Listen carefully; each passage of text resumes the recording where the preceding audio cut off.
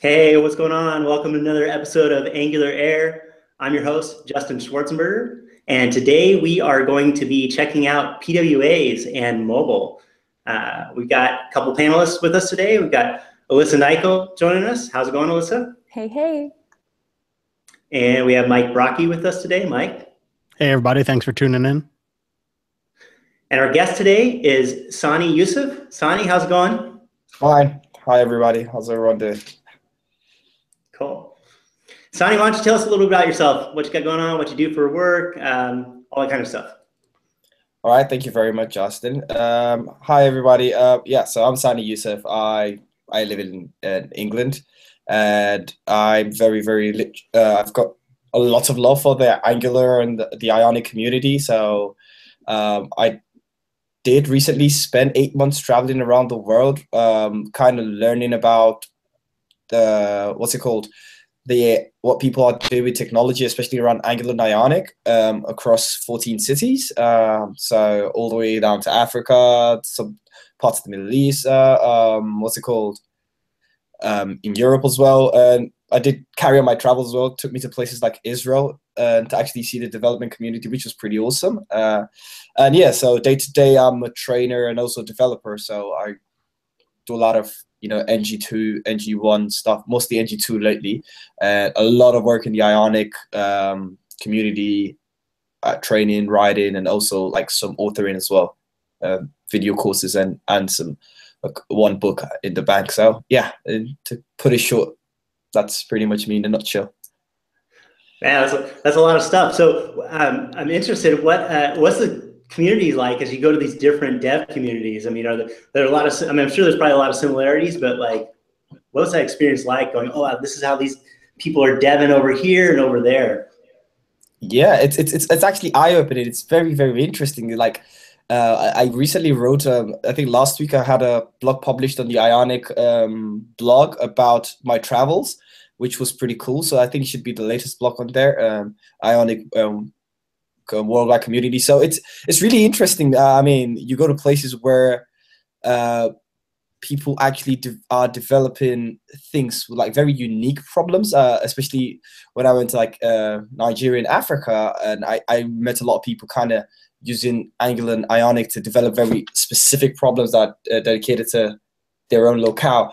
And I once had someone call me the Ionic guy, people I never really knew, but because they had followed my blog. So I saw this, but two guys along the street saying, hey, the Ionic guy in like the Silicon Valley area of Nigeria. That was really funny. So I was like, okay, I don't really know you, but hey, thanks.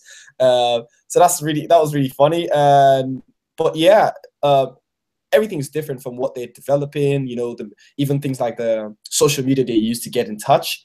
It's all really different, but there are a lot of similarities, but it's all good, and you'll get to learn from them. Yeah, that's sort of like, yeah, what it feels like. That's cool. Are some of the similarities like development environments and tools that they're using? I mean, do you find that as common, or is that totally different as well? Yeah. There are a lot of similarities and like sort of how would I put it? Differences at the same time, So something like I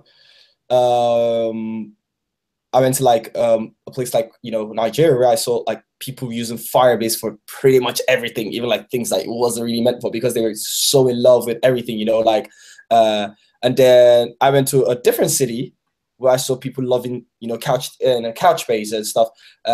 Even then I went around and saw actually people created local IDEs. There was a company that created a local IDE, which was, I mean, I think it's kind of died now, but it's like they were creating local IDEs that kind of use some of the local wordings and stuff like that, and it was getting really popular. So that's kind of some of the things you'd see, and it was pretty interesting to see. Wow. It was really interesting. Yeah, that's really interesting. I'm curious. I mean, I'm assuming that that's going to affect how you kind of approach your training and the stuff that you do as you go forward in the future. Now that you have this knowledge and realization of how these other communities work and stuff, now your gears are probably spinning, right? Of like, okay, how can I adapt my training or my stuff that I'm doing going forward to kind of take those things into consideration? Absolutely. I think curation is very, it's one of the most important things. You can create the best content, be it a talk, a book, anything, but if you don't curate it properly to the end users, then you end up with, you know, a really great material that nobody really understands. So you need to understand. So I'll give you an example of when I went to Israel, for example, Tel Aviv, for the AngularAir conference, for example.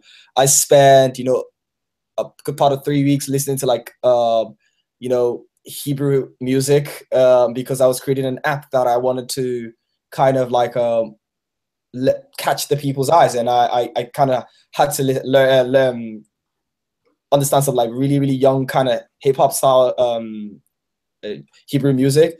Had to integrate some, you know, like right to left support, things like that. So you kind of, these are the things that the people down there, you know, they're using a different language, kind of need to know what to write. And it ended up being a very, very good choice because they absolutely loved it as well.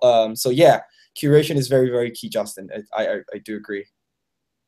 It's interesting to, I wonder, because you mentioned different social media is being used. We just did a show about finding content, and I'm wondering how that differs internationally and in different communities versus what I'm kind of in a little bit of a black box here of what I see in my world. So it'd be interesting to see what other people are using to find their content elsewhere. Yeah.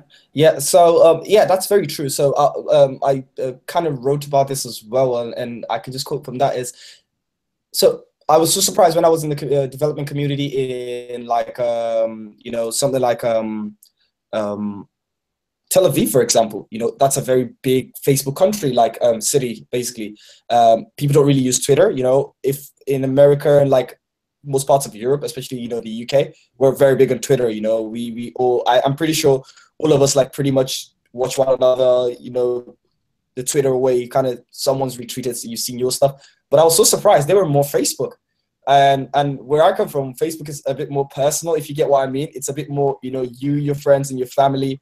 And after giving a talk or two, I saw like this huge amount of people basically saying, hey, you know, we want to add you on Facebook, but then these are some of the things that you kind of need to be aware of. And then I went to places like Nigeria, where video content is not necessarily as popular due to, you know, very expensive data and power demands.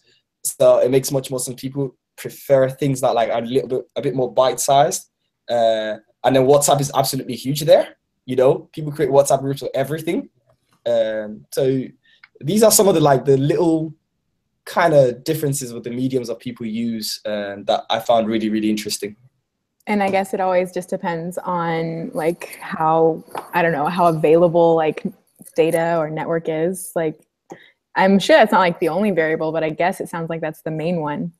Yeah, I think the environment that the people live in does kind of influence greatly the mediums they use. So in a place like Tel Aviv, I think because it's a very, very, you know, small and close-knit community, so everybody kind of knows everybody kind of thing. So they tend to have each other on Facebook already, while Twitter is much more outreach. So you can see why that would happen. And I can talk about a place like Denmark, where when they're giving out meetups, they don't really use like tools like Meetup, for example. They're more used to like email list. I was so surprised that you'd have these long email lists that people actually use. So it's the environment does play a role in a positive way actually to what people use.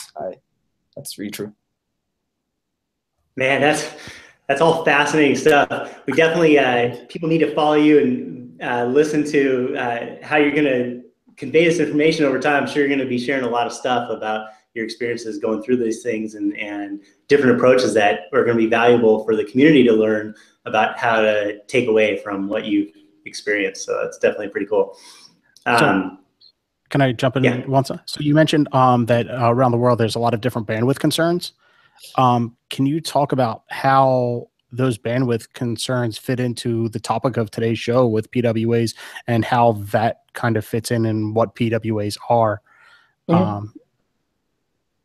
Yes, absolutely. So yeah, absolutely. I mean, I think just to start off with, you know, PWAs on their own really naturally just kind of like solve some of the bandwidth concerns. So now I'll give an example.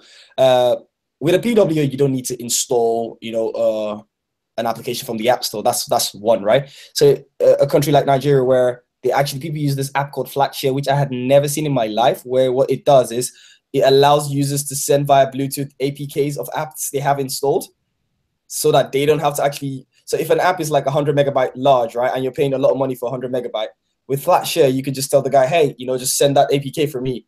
And then when you meet someone that has a newer version, you don't need to go to the App Store.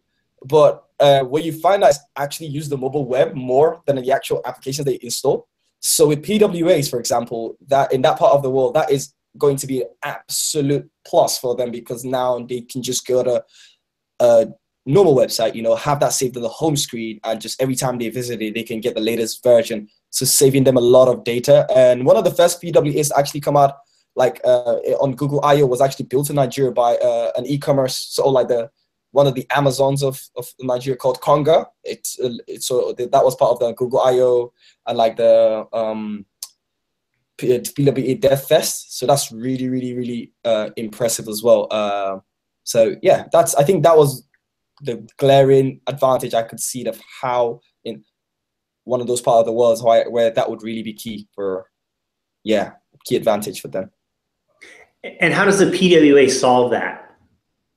Well, I mean, the fact that a PWA, first of all, is not installable. So for someone, the person that has data very, very expensive in a city like Lagos, think about how, first of all, they don't have to install, like they don't have to go to the App Store to install this huge, app that is like 100 megabyte, which sounds very, very, primitive to us, but it can make or break the bank for somebody else. So PWA, you're just, at the end of the day, what you're doing is visiting a web browser, a web page. And of course, with the service worker, with the caching and everything, that alone saves you a lot of, bandwidth concerns because you can cache so much information and still kind of get an app-like experience, have everything full screen, have a splash screen, have a home screen. So in the future, I see that as a really big thing, because now users wouldn't really need to go to anybody else to use that app that I told you about, Flatshare, to actually get an updated app. They can just get those updates with really, really minimum, like without using just a little bit of their bandwidth. So I think progressive web apps will go a long way in really, really solving those problems for some parts of the world, like the case I've just mentioned. Yeah. Did we ever actually define a PWA?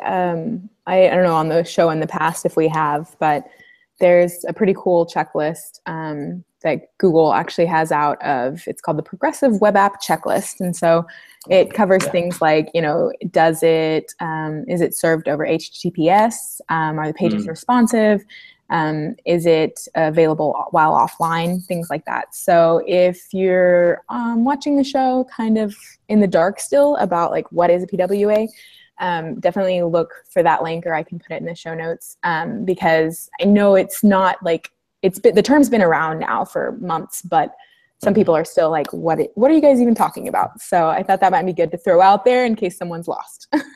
Absolutely. I love that we're in an industry where it's been around for months, as if there's this ancient technology that everybody's aware of. Yeah, well, it kind of is, though. It is funny because I'm like, okay, it's basically a dinosaur now. But in case you haven't heard, if you been on an island for 3 months or 6 months, I don't know how long ago was it announced, or not really announced, but started being used more by the community. Do you guys know?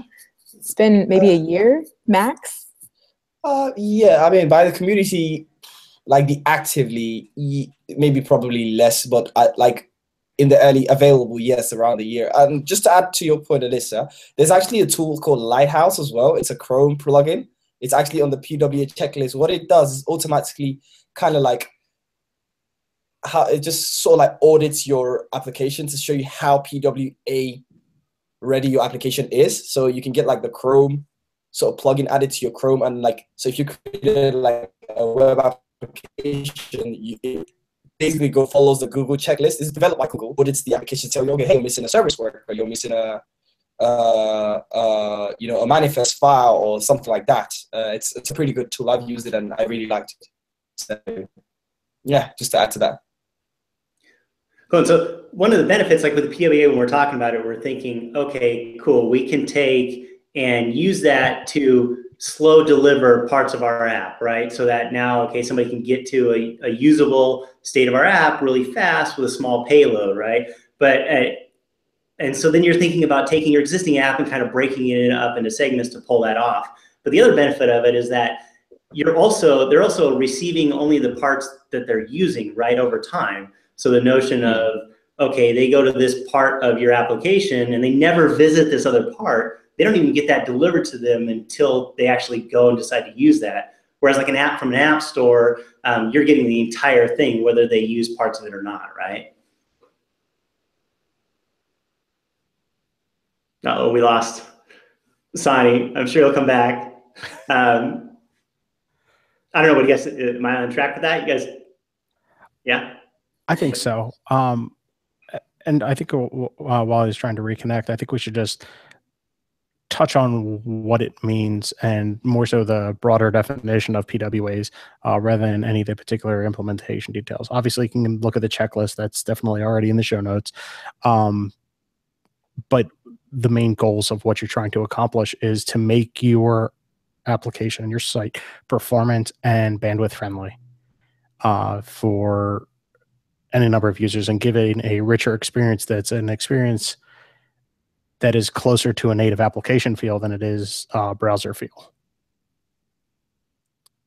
Yeah, I think that pretty much covers it. Whenever I first started hearing the term being used, I was like, are you just talking about a responsive web app? And so the main reason I always mention like it's available offline, because that was the main feature in my mind that differentiated it, because a lot of the other things that are on that checklist or that count as a progressive web app to me were like just common sense. I don't know, but I haven't been in the web community for that long. I've only been doing this for like 3 years.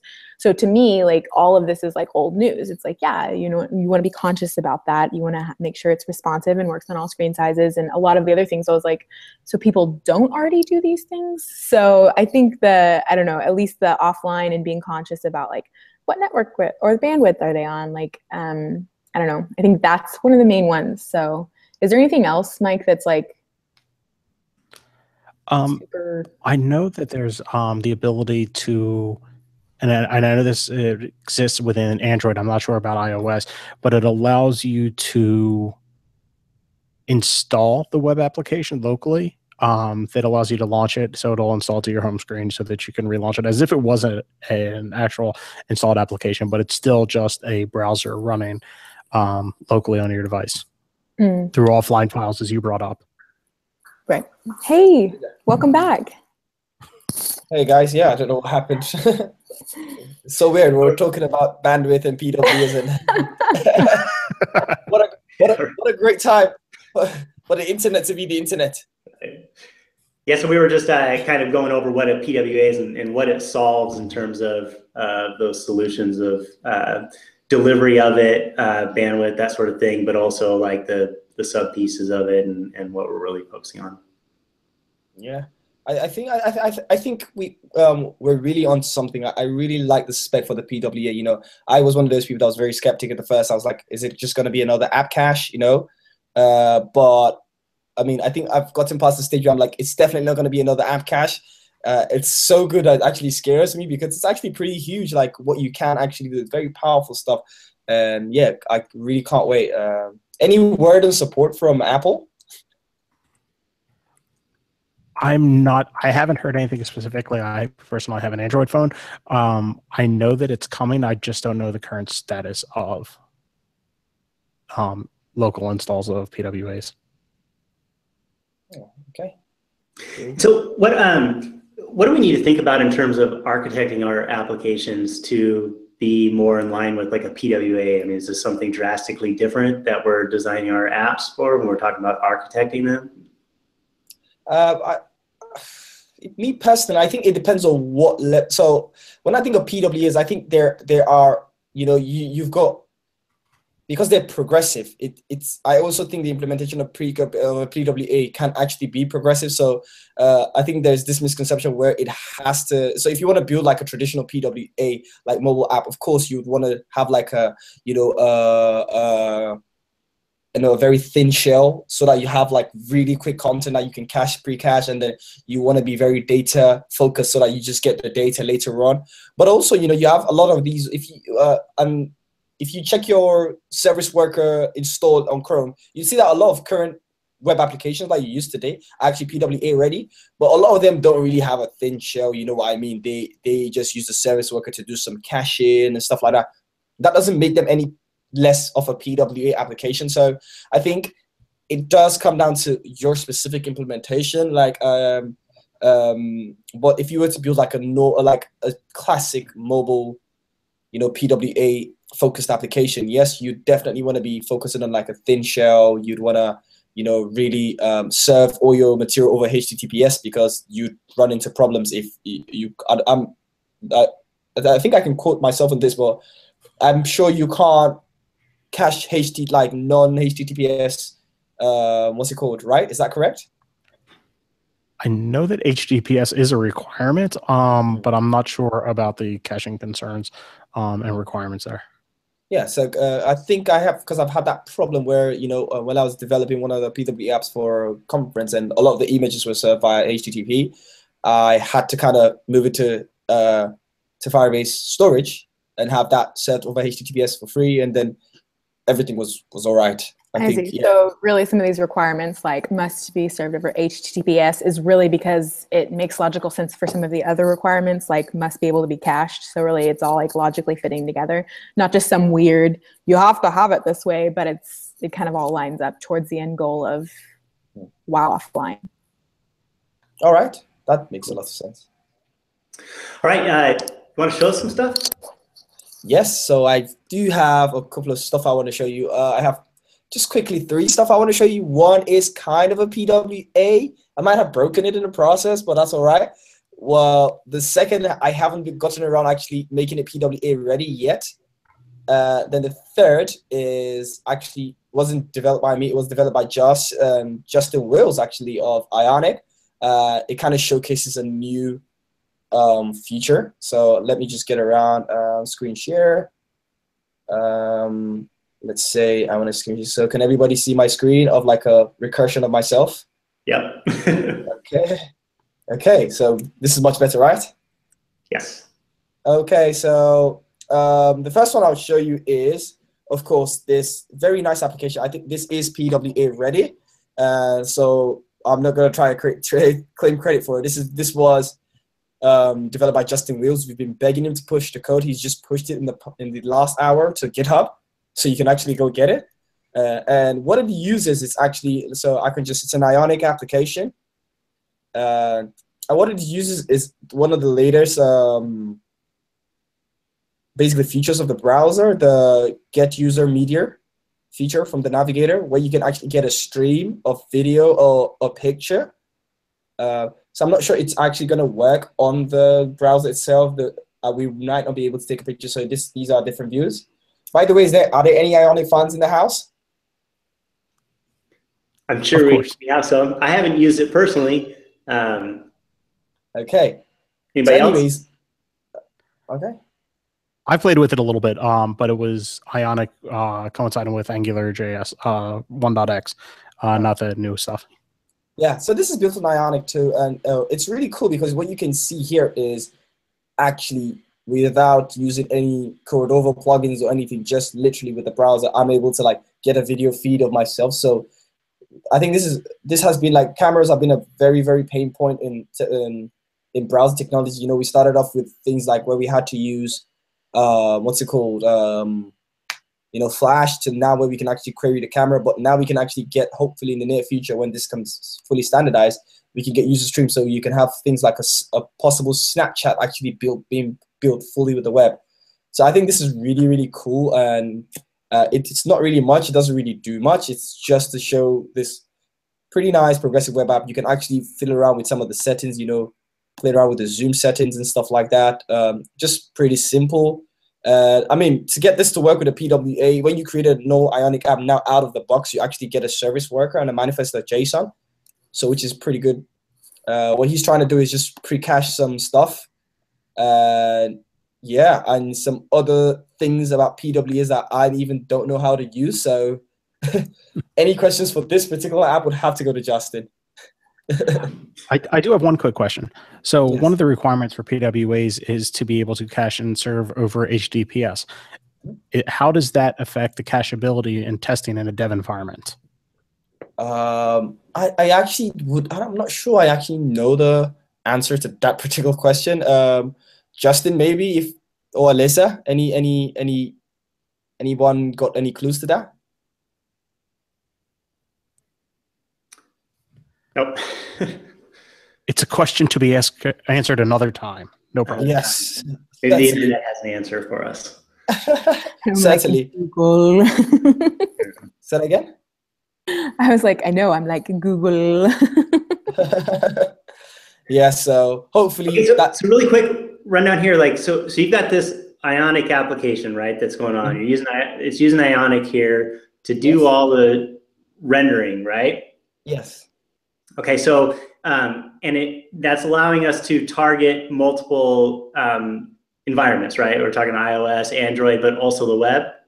iOS, Android, Windows. So Ionic is not necessarily targeted to the actual web itself, but nothing stops you from actually, because it's very optimized.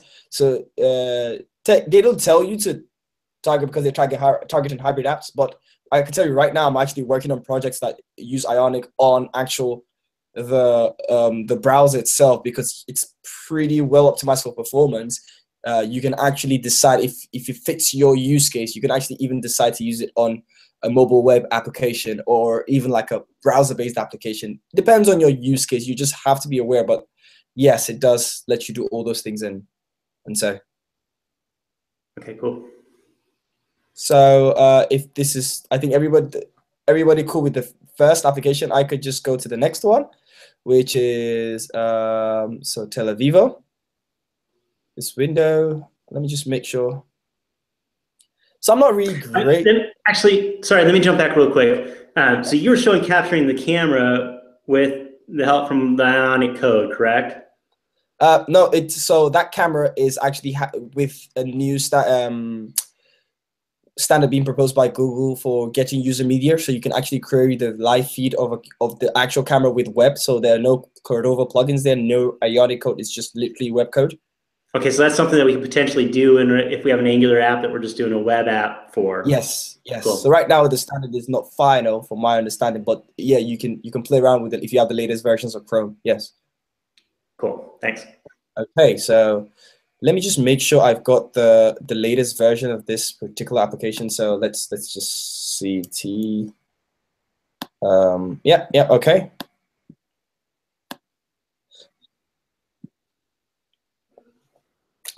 So Ionic Lab.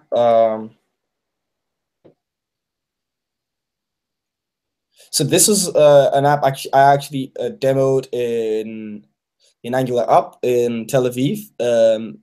Basically using Ionic but what I was able to do is actually copy some of the code from Google to actually cache a video offline.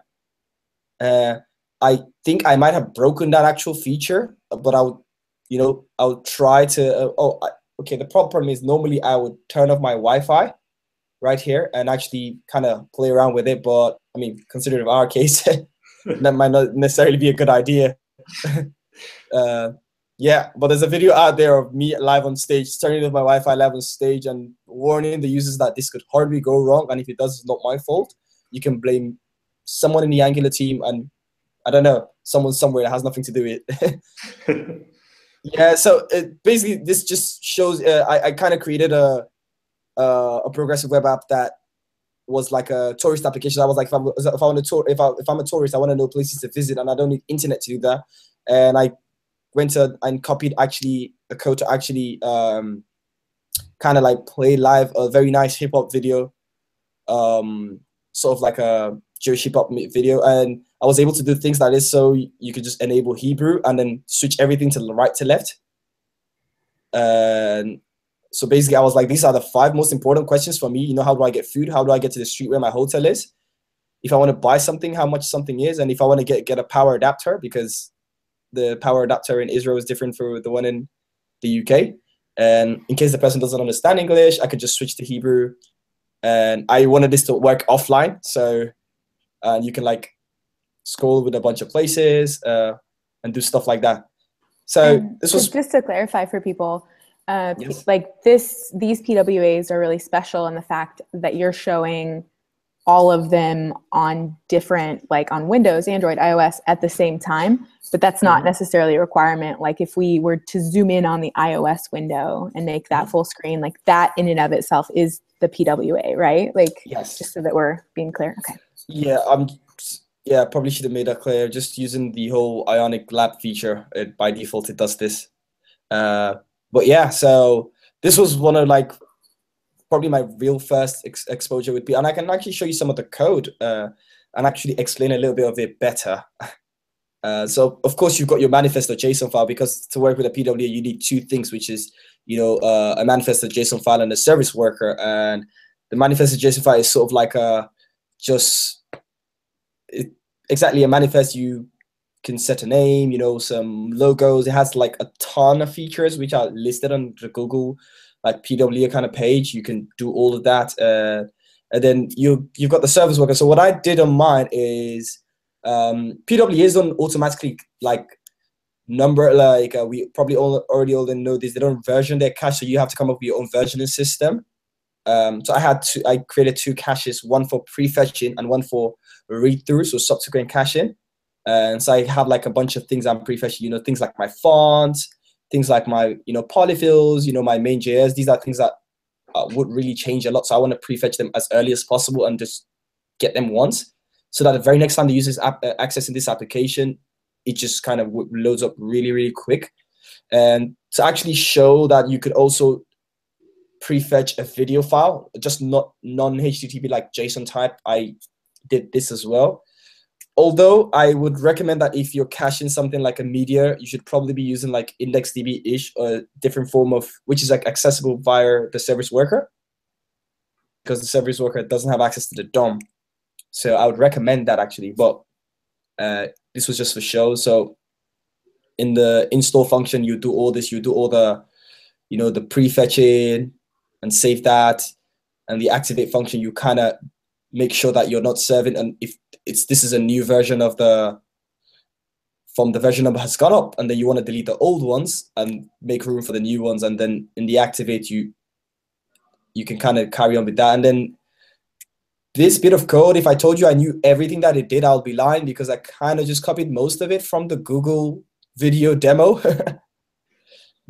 But essentially what they're doing here is actually just allowing you to basically cache a blob, which is like a video, and you can get like bytes of that, and you can actually cache that. So it's actually really possible.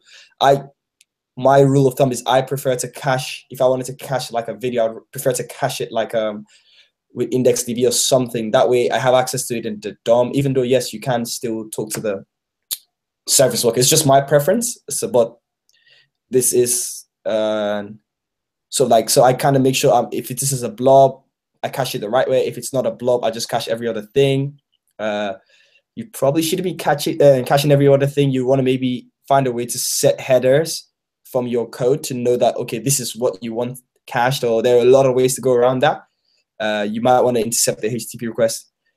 And just for show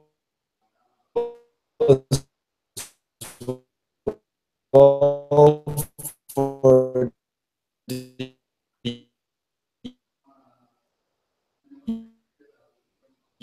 users working code, tiny payload, even if that's not really what they're designed for, and you can communicate also with the DOM, with, you know, post messages and stuff.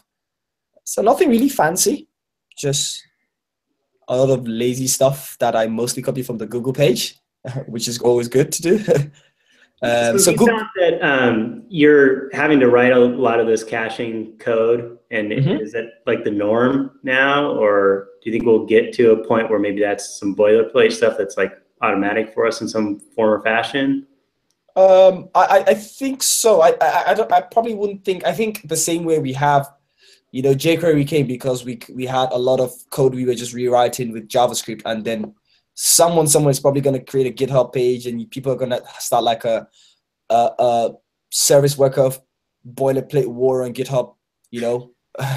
Well, which is always a good thing, right? You know, it's by when we're repeating ourselves, then we know to do, you know, to create better solutions and there and there. So which is always a good thing, actually. But yeah, but one great thing with Ionic is that when you start an Ionic application, they kind of give you a default service worker manifest, which we will see in the last application I would show you.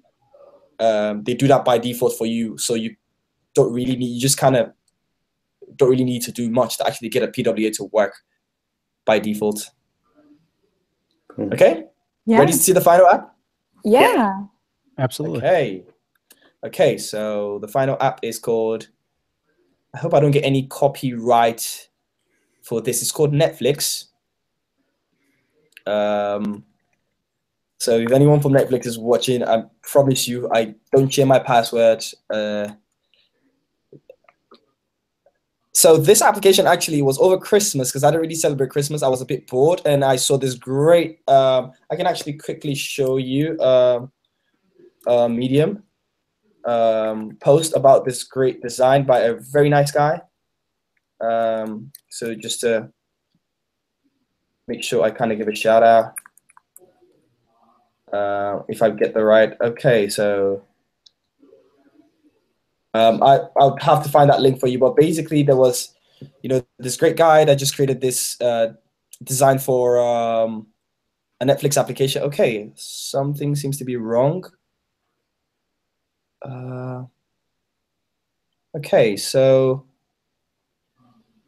I think I know what might be the problem here. So I recently upgraded this app to actually use the Ionic DB, which is something that is still being like in beta. It's in private beta. I'm helping them test that, and I think they've broken it. So the code to actually get the movies. Oh, oh no. But anyways, I can just show you on Medium what the app actually looks like, and then I can talk over the code. Yeah, and you So can like I always said, put the link to your talk that you did like in our show notes or on the messages so that people can also see like the live presentation of it. Okay, perfect. I'll certainly do that. But anyways, this is what the app was supposed to look like.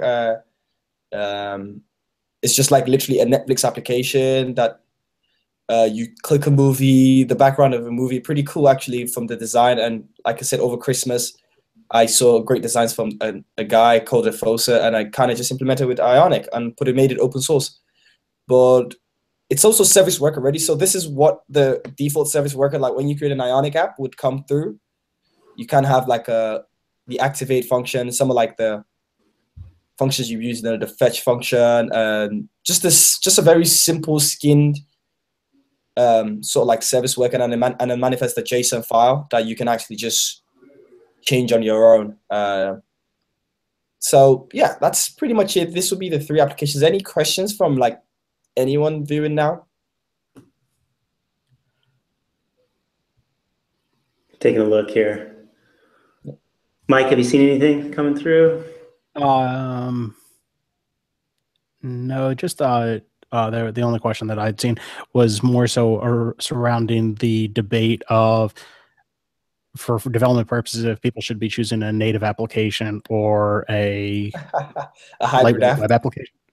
And that's going to be an age-old discussion that's not going to be solved anytime soon. But that conversation then does extend from in the Angular community from the broad sense to more specifically Ionic versus native script, which is an interesting discussion that is a more specific domain to that greater conversation. Yeah, I agree. You know, the funny thing, I get asked that question a lot, and I always seem to just answer it really quickly because I'm like, I actually don't see Ionic and NativeScript as competing technologies. You know, I think they're both 2 awesome technologies, and I absolutely love both of them. You know, I'm very great friends with Sebastian, which is a developer evangelist. We play football every Thursday. You know, It's like, if we can get along, I'm pretty sure everyone else can get along as well. Like, but I actually don't. So let me just end the screen share. I don't see them as competing technologies, because they're kind of targeted to two different sets of people. You know, with NativeScript, you can create a native app, while with Ionic, you're closer to the web. So I generally don't actually see each of them as, this is my opinion anyways, as competing technologies. I don't think that you have to, because we have this opinion now, you have to build a native app to get the best, or you have to build a hybrid. I know that there's a right time for the right type of app, you know, for the right resources and the right use case. And there's never really a best way or the better way. It's just, it depends on a specific time and place and resources. And I think that's how people should approach making these decisions. Yeah, that's a very interesting point. I think that there's been a lot of strides in terms of the browser and the web of what you can do within there. And I think the idea and the structure around PWAs are just the next step to make the, to close that gap between native performance and web performance. Yes, and I will get there. I hope so, very soon. I was wanting to ask you guys if you thought that, like, I know right now it's a special like PWAs and they're separate from web applications, but do you, even if it's in like the super, super distant future, ever see it bleeding over and there is no more such a thing? It's just kind of a pattern that you do when you build web apps. Like, do you foresee it going in that direction, or is it not that big of a need and it's too much work and effort to get there? What do you guys think?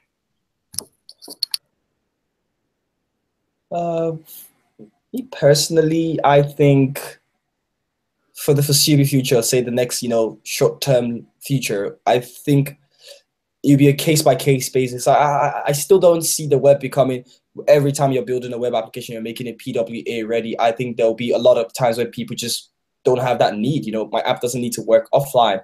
You know, if I'm building let's say a dashboard for like a company that does this, I don't really need that to work offline. So I don't need to, like, you know, it just makes sense that should be on the web. But I think where PWAs will really shine is mobile. You know, a lot of people with mobile web app use cases, the mobile use, because that's where they really do shine. You know, you'd have things like, whenever I'm traveling in the airport, you have to download a 10 megabyte application just to actually download your boarding pass, which doesn't really make sense. Like, really, guys? Come on. Exactly. Or you have to download a train application just to download, you know, what's more or less like a PDF. So come on. Yeah, that makes sense. Yeah. So, yeah, so it sounds like it's going to be more of a case-by-case thing, and if you really need it. Yes, but I think considering most internet traffic is coming through mobile, it would make up a huge chunk of. There will be a lot of PWA ready apps. It will be a big thing. It will not just be one tiny if else thing. It will be a very applicable case for a lot of people. I think so as well. Even just the aspect of the concept of like an app shell, to be able to have an initial paint to say, hey, yes, I'm responding, I'm here, and I have some content for you. I may be able to show you a loading indicator if I have some longer running process to get some initial data, but give that feedback to the users of seeing, hey, look, I got the app, it's starting up and we're getting ready, is a great concept, not just for PWAs, but also for any application to basically say, yep, I'm here, I'm working for you. I agree. I think a lot of it's all going to kind of actually leading us into probably that, all these factors that you're talking about, along with Angular as a platform. I think the platform itself has a lot of stuff that they're trying to lead you into doing these things, leveraging service workers, leveraging some more of these, you know, lazy loader routes and these things like that, that as all these things start to come together, it's almost like PWA is the end of the road that they all funnel down to. Especially, I mean, even if we talk about, you know, client apps that you're going, okay, I need a tool for my internal team that's going to use this, right? It's not going to be long before that internal team goes, I want to be able to use that on my mobile device, you know, in some fashion. Right. Well, and if we're building enough, just as like web developers, if we're building enough PWAs, I feel like the practices, in my opinion, will bleed over, because from what I've seen, even in the short, like 3-year period of time, is like, even just for something as simple as like styling and making something responsive, like I go to create a new like web app, or I go to create a new feature on our existing one, and it's not a thought of, should this work on mobile? Like it's well, duh, it should work on mobile, unless, you know, a client specifically says, we don't want this to work on mobile, which has happened. But, you know, I feel like a lot of these checklist items should hopefully bleed over, and it's just default. Like, we just do it. The only reason I can see it not happening is if it's like really, really hard to do, right? Like if it's something that's just so much work and we're just like, okay, well, do we really need to put this in? But like you were saying, like if mobile, you know, is a majority, a huge chunk of sites that we're building, then I don't know, I could see it happening where it just starts. It's maybe not tomorrow, but I think another thing that's going to come into play there is we're talking about these client-side applications that are delivered JavaScript to the client, right? That are then cached. And how is it going to unfold to, as you make new versions of that client app, how do you ensure that the end user is getting that refreshed, newest version of your bits to run that application, right? And the PWA story has kind of that built in, looks like to a degree, to be able to kind of surface that, a pattern for that already, to say, look, the shell has some new logic going to it. How do I make sure that everybody who already has my app, my PWA installed, gets that push of that new to update the next time they hit it? That's these are all great. I think I really like what Alyssa says. Like quantity in the developer community tends to be the key drive for quality. When people start using, look at jQuery, for example, we were, doing crazy things with it. People were giving IDs to everything and classes to everything, and just, trying to access a div from like Alaska, while you were all the way in Europe and didn't really think about the performance. And I think you understand what I'm trying to do, and didn't really think about the repercussions. And then, that's the only reason why we have things like, Angular, for example, because we thought about that. We said, that's a bad idea. And then we had to start telling people, stop doing that.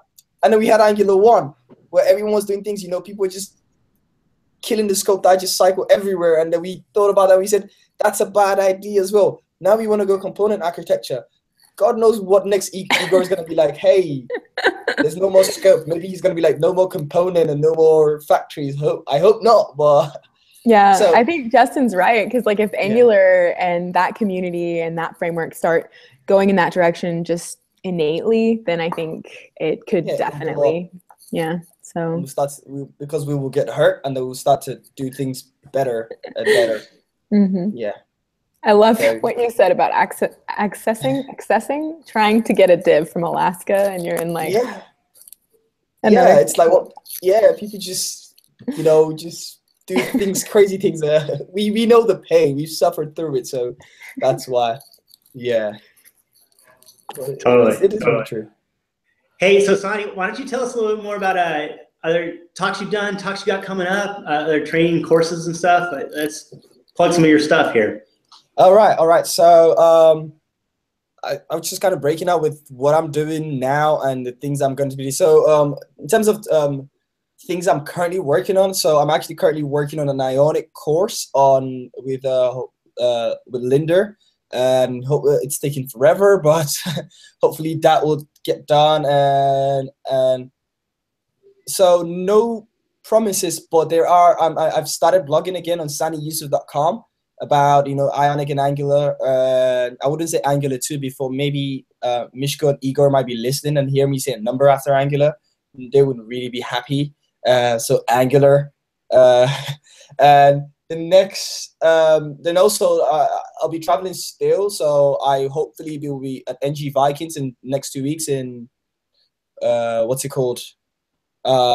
Copenhagen, and I'll actually post the links of this as I speak. So have NG Vikings coming up. I'm going to be in Israel in March as well for the .js, talking about progressive web apps actually, which is interesting. So NGConf as well, I'll be hanging around. I wouldn't be speaking. I have a training coming up in London in February. So tickets still up for sale. Then currently I'm actually working on a progressive web app for healthcare with the UK government to actually get people healthier.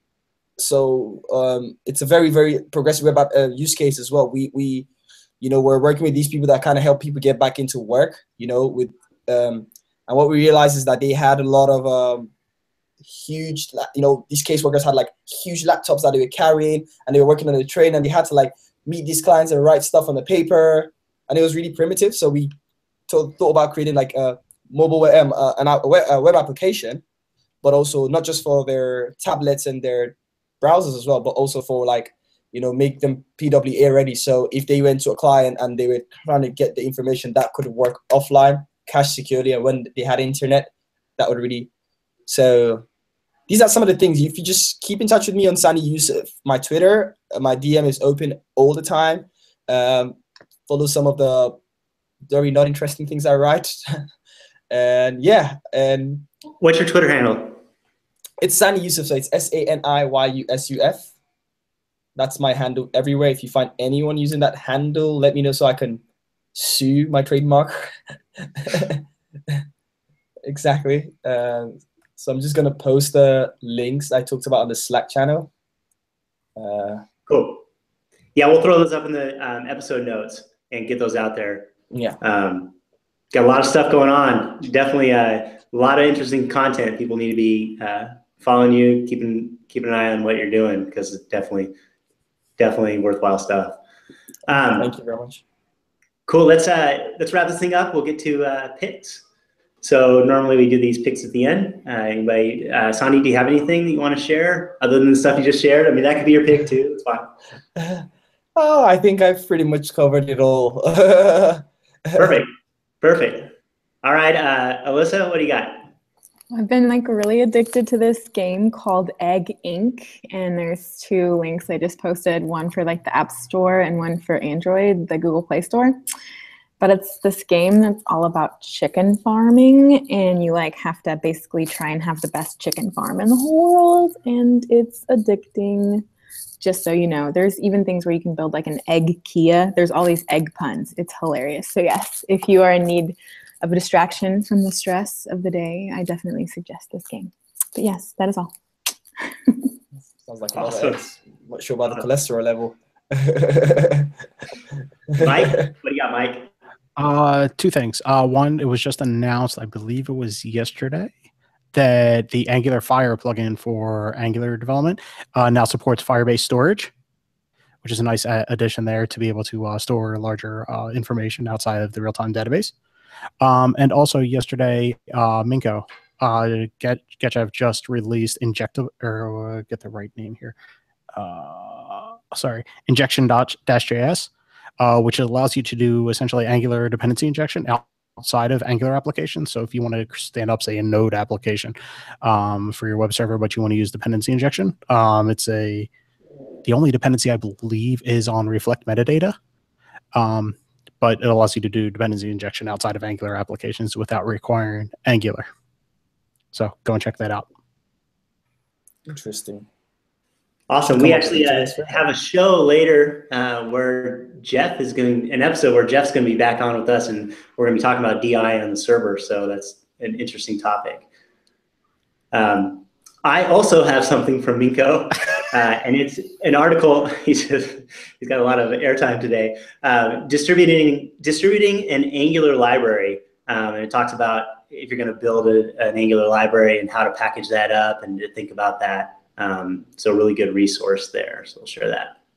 Okay, I might as well just add one since I'm the only one that actually didn't add anything. So yeah, don't want to be the one left out, right? Is it from Minko?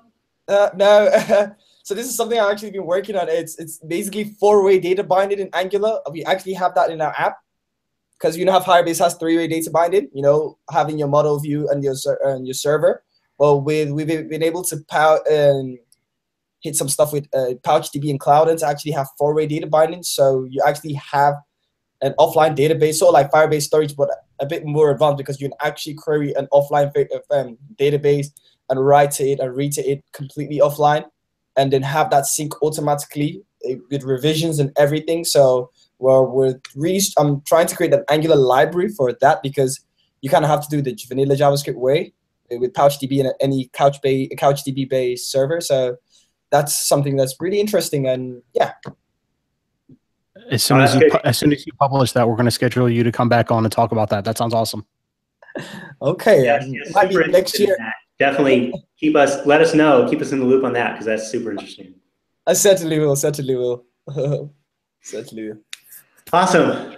Well, our guest, Sani Yusuf, thank you very much for coming on, sharing all this knowledge. And a lot of good information today. It was really great to have you on as a guest. Thank you very much. Really appreciate it. Thank you, Alyssa. Thank you, everyone. Like, literally, thank you, Mike. Like, it's been a pleasure. Justin, Yeah. Thank you. Thanks, Cool. man. All right. And, Catch you guys all. next week we've got we're gonna be talking with the organizers of NG Cruise to really go talk about what goes on and trying to plan a conference on a ship, which you all should get on, seriously. I'm still waiting for my CPF response. All right. Yeah, certainly. So yeah, that's all we got for this week. So thanks for joining us. Have a good one. Thanks again to our guest and our panelists, and we'll catch you next week. Later. All right. Bye. Bye.